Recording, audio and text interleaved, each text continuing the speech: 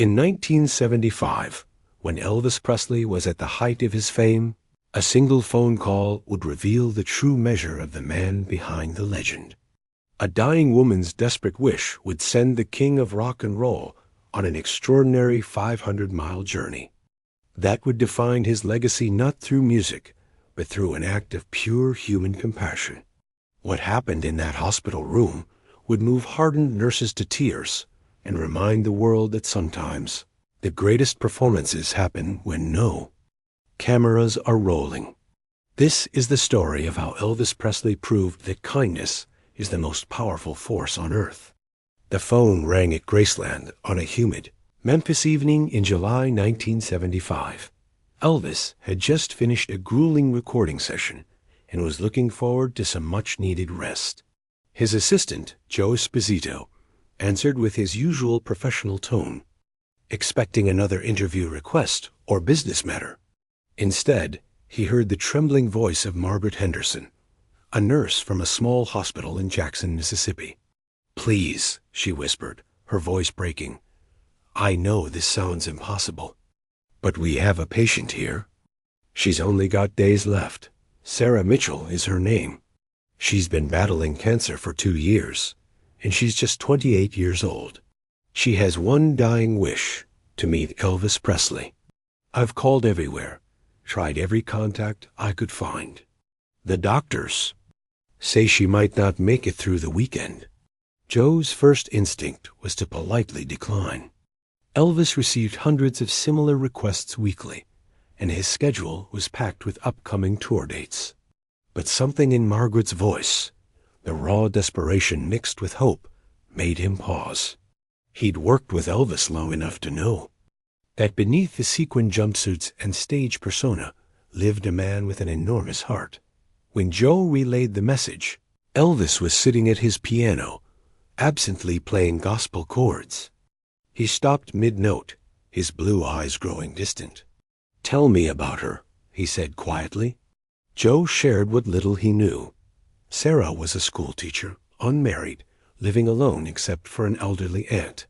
She'd been an Elvis fan since she was 12, had every record, attended 3 concerts despite her modest income. "She's got nobody else," Joe concluded.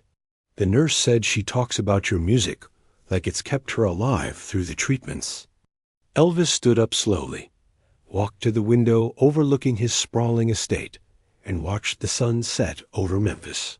He thought about all the screaming crowds, the adoration, the fame, but when was the last time his presence had truly mattered to someone? When had he last been needed not as Elvis the entertainer, but as simply a human being offering comfort to another? "Get Charlie to prep the plane," Elvis said finally, his voice carrying that familiar determination that his inner circle knew meant there was no point in arguing. "We're going to Mississippi tonight."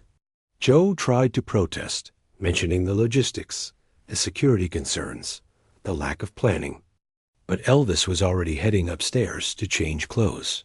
"Joe," he called back, "some things are more important than schedules. If this girl wants to meet Elvis Presley before she ... He couldn't finish the sentence, but he didn't need to.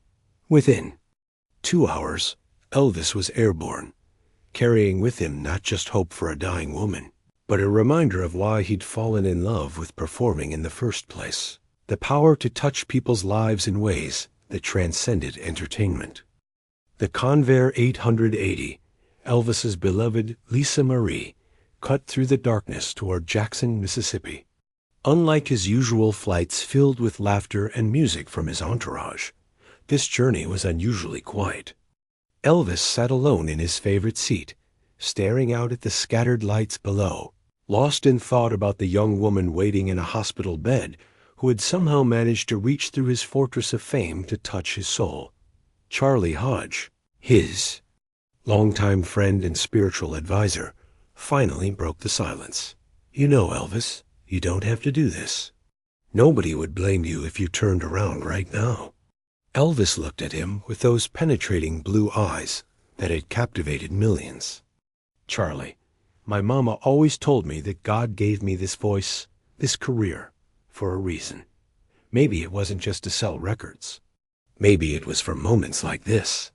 As they descended toward the small regional airport, Elvis felt a familiar nervous energy, not the electric anticipation before a concert, but something deeper. He was about to walk into a situation where his usual charm and showmanship wouldn't matter. This wasn't about entertaining. It was about providing comfort to someone facing the ultimate fear. How do you console someone who's dying? What words could possibly matter in the face of such finality? Margaret Henderson was waiting at the airport, her nurse's uniform wrinkled from a double shift, her eyes red from exhaustion and emotion. When Elvis stepped off the plane, she nearly collapsed. "Mr. Presley, I can't believe. I never thought. Sarah is going to." She couldn't form complete sentences through her tears. Elvis took her hands in his voice gentle but strong. "Ma'am, you did something brave tonight by making that call. Not many people would have had the courage to ask. Now, tell me about Sarah. I want to know everything. What makes her smile, what she's afraid of, how I can help her feel less alone." During the drive to the hospital, Margaret painted a picture of a remarkable young woman. Sarah had continued, teaching even through her chemotherapy, inspiring her third-grade students with stories and songs. She'd saved every penny to attend Elvis concerts, treating each one like a religious experience. Her hospital room was decorated with Elvis memorabilia that friends and fellow teachers had brought to brighten her final days. "She talks about your music like it's medicine," Margaret explained. "When the pain gets really bad, she puts on 'He Touched Me' or 'How Great Thou Art,' and somehow she finds peace. She says your voice reminds her that there's beauty in this world worth fighting for." Elvis felt a weight settling on his shoulders, not the burden of expectation, but the profound responsibility of being someone's source of hope. As they pulled into the hospital parking lot, he took a deep breath and whispered a quick prayer, something he'd learned from his mother. "Lord, help me be what she needs me to be tonight." The small hospital was nearly empty at this late hour, but word had somehow spread among the night staff. Nurses and orderlies lined the hallways, many of them crying, all of them understanding they were witnessing something extraordinary. Elvis walked those fluorescent-lit corridors not as the king of rock and roll, but as a man on a mission of mercy, carrying with him the hopes and dreams of a dying woman who had somehow found the courage to ask for a miracle. Room 314 was dimly lit, filled with the gentle hum of medical equipment and the sweet scent of flowers from well-wishers. Sarah Mitchell lay propped up against pillows, her once vibrant brown hair now thin and covered by a colorful scarf. Despite the ravages of her illness, her eyes still held a spark of life, and when Elvis quietly entered the room, that spark ignited into pure joy. "Oh, my God," she whispered, her voice barely audible. "You're really here. You're really here." Tears streamed down her face as Elvis approached her bedside, his own eyes filling with emotion. He'd walked into thousands of rooms in his life, but none had felt as sacred as this one. "Hello, darling," Elvis said softly, taking the chair beside her bed. "I heard you wanted to meet me." "Well, here I am, and I've got all the time in the world. For you." He reached out and gently took her hand, surprised by how small and fragile it felt, yet how tightly she gripped his fingers. Sarah tried to speak, but kept breaking down in tears of disbelief and overwhelming gratitude. Elvis patiently waited, stroking her hand and humming softly, not one of his famous songs, but a gentle gospel melody his mother used to sing to him when he was scared or sick. The simple tune seemed to calm Sarah, and gradually she found her voice. "I never thought. I dreamed about this moment 1,000 times, but I never actually believed." She paused, studying his face as if memorizing every detail. "You're more beautiful in person than in any photograph. And your eyes, they're so kind. I always wondered if they were really as gentle as they looked." Elvis smiled, that crooked grin that had melted hearts worldwide. But here it carried a different quality, not performance, but pure affection for this brave woman. Tell me about yourself, Sarah. I want to know who you are, not what you're going through. For the next hour, Sarah shared stories of her students, her love of literature, her dreams of traveling to Europe someday. Elvis listened with complete attention, asking questions, laughing at her anecdotes, treating her not as a dying fan, but as a fascinating person worthy of his time and interest. He told her about his own love of learning, his voracious reading habits that few people knew, about his spiritual journey and search for meaning beyond fame. You know, Sarah said during a quiet moment, everyone thinks being your fan is just about the music, but it's not.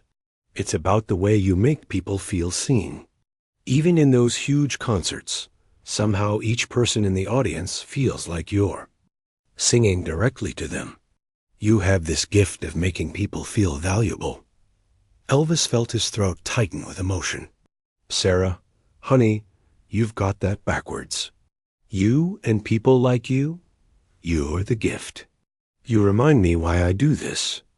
Every time I step on stage, I'm thinking about people like you who let my music into their hearts. You make me feel valuable. As the night wore on, other patients in their wheelchairs and hospital gowns began gathering quietly in the hallway. Outside Sarah's room, word had spread throughout the small hospital that Elvis Presley was here. But instead of demanding autographs or pictures, they simply wanted to witness this moment of grace, to be part of something beautiful and pure. As dawn approached, Sarah's energy began to fade, but her spirit remained luminous. Elvis had been singing softly to her, hymns, ballads, and gentle lullabies that seemed to flow directly from his soul. Her favorite had been Precious Lord, which he'd sung with such tender reverence that even the hardened ICU nurses had stepped into the room to listen, tears streaming down their faces. Elvis, Sarah whispered, her voice growing weaker, but her grip on his hand still strong. I need to tell you something. I'm not afraid anymore. I was so scared before tonight. Scared of the pain, scared of being alone, scared of being forgotten. But sitting here with you, listening to you sing, I realize that I've been blessed beyond measure. This disease might take my body, but it can't touch this moment. It can't touch the love I feel right now. Elvis felt his composure finally breaking. This young woman, facing the ultimate unknown, was comforting him. Sarah, darling, you've given me more tonight than I could ever give you. You've reminded me what really matters. You've shown me courage I didn't know existed. Sarah smiled weakly. I have one more favor to ask. I know it's presumptuous, but... She pointed to a small cassette recorder on her bedside table. Could you record something for me? Just your voice saying my name? Maybe singing a line or two? I want to take your voice with me wherever I'm going. Without hesitation, Elvis picked up the recorder. His voice, usually so powerful it could fill stadiums, was now intimate and tender as he spoke directly to Sarah. This is Elvis, and I want Sarah Mitchell to know that she is loved, she is precious, and she will never be forgotten. You've touched my heart in ways I can't even explain, and I will carry you with me always. Then he sang softly, Precious Lord, take my hand, lead me on, help me stand. His voice broke on the final note, but it was perfect in its imperfection, raw with genuine emotion. As the morning sun streamed through the hospital window, Elvis realized he needed to leave for a scheduled concert in Las Vegas, but saying goodbye felt impossible. How do you walk away from someone who had shown you the true meaning of grace under pressure? I don't want you to be sad when I'm gone, Sarah said, as if reading his thoughts. I want you to remember this night when you're on stage. Remember that your music gives people hope, gives them strength to face whatever comes. Promise me you'll keep singing, Keep touching hearts like you've touched mine." Elvis leaned down and gently kissed her forehead. "I promise, darling. And I promise something else. You're going to live on in my music.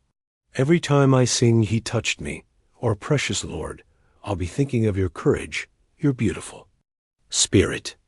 As Elvis walked down that hospital corridor one final time, he was surrounded by patients, nurses, and doctors who had witnessed something extraordinary.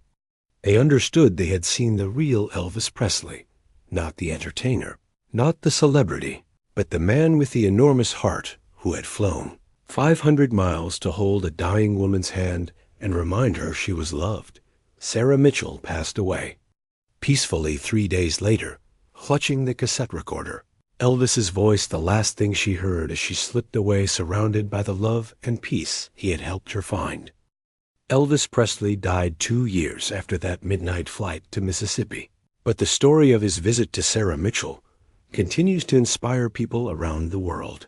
It reminds us that true greatness isn't measured in gold records or sold-out concerts, but in moments of genuine human connection, in the courage to show up for someone who needs us, in the willingness to use our gifts, whatever they may be, to ease another person's suffering.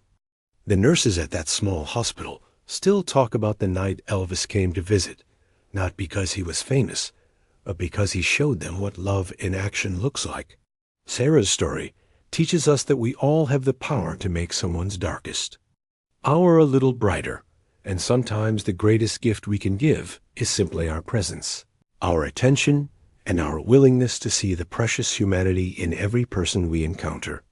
Ready to spread some Elvis-style compassion in your own life? Share this story with someone who needs to remember that they matter, and consider how you might use your own unique gifts to bring light into someone else's darkness. Because sometimes the most powerful thing we can do is simply show up